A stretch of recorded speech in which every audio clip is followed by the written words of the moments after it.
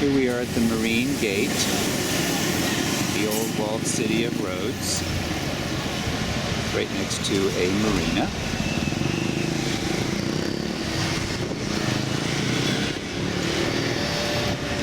Let's see, it was built in the 15th century, also called St. Catherine's Gate. This is the street that all the knights in various countries had their places where they stayed.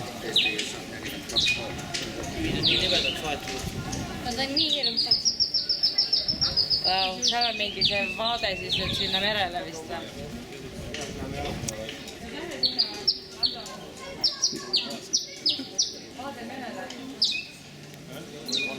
Church of Our Lady that was converted into a mosque and now back to a church. The bell tower was actually a minaret during the Ottoman years, about 400 years.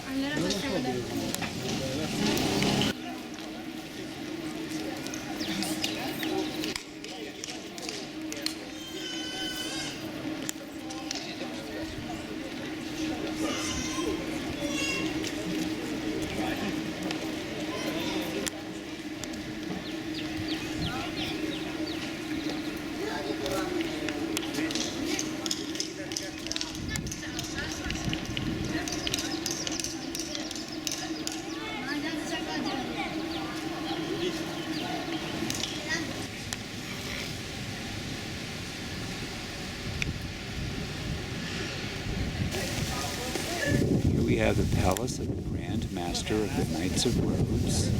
It was occupied from the 14th through the 16th century.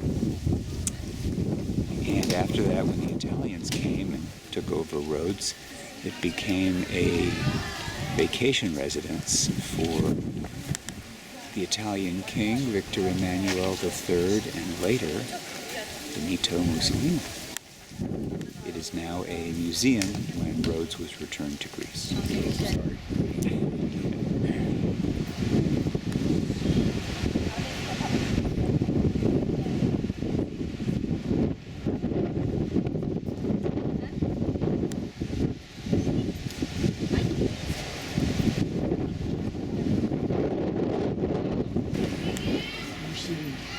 This is the Gate d'Amboise, built by one of the French knights in 1512.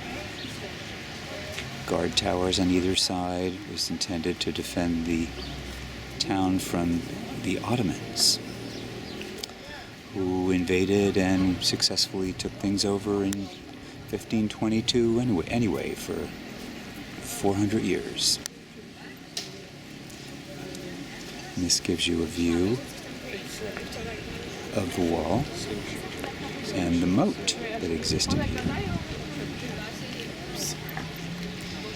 We're crossing over on the pathway through the gate.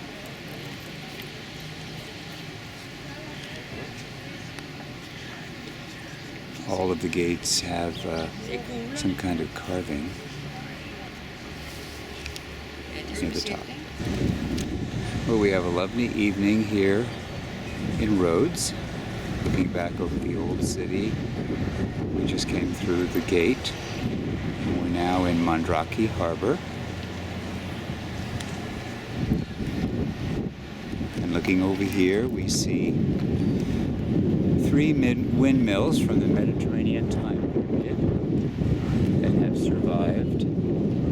They were used to grind grain that was brought here in medieval times.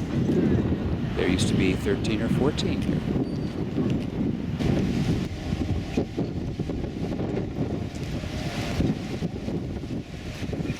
St. Nicholas Fortress and Lighthouse. We passed through the St. Paul Gate to one of the marinas just outside the old city. You see the Marina Gate in the background and the minaret from the Suleiman Mosque.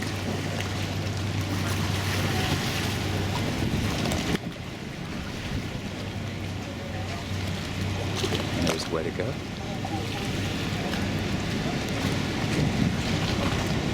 And this is the part of the gate that we came through.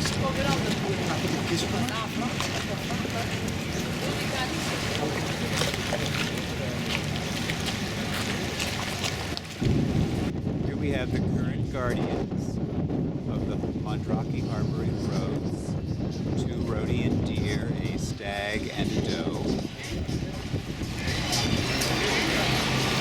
Get a little close to each of them. Yeah, there we go.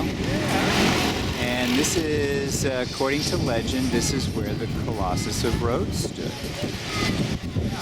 It was 56 feet tall. It fell during an earthquake.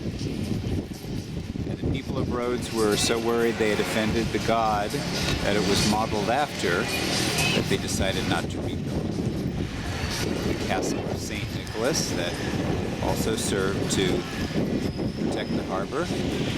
You see a couple of the windmills in the background that were used to grind grain that was brought into the harbor. The harbor is now populated by yachts rather than grain ships.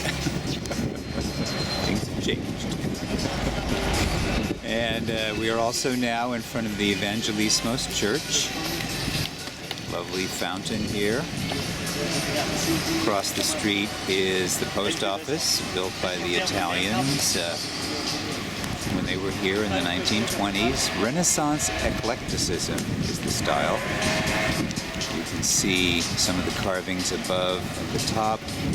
In particular, there is the carving of the sun. And then finally, we have the Church of the Evangelismos itself, which I'll show by turning around to the right. Yes.